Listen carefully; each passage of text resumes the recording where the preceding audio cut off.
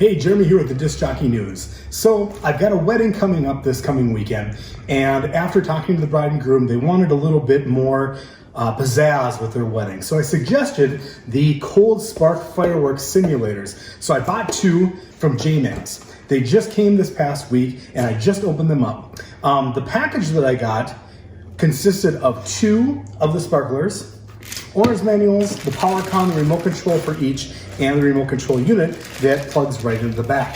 They're fully DMXable, and I also got the road case, which you can put 4 units in, which I just got 2 for this time, but I could put another 2 units in here, and the powder granules right there.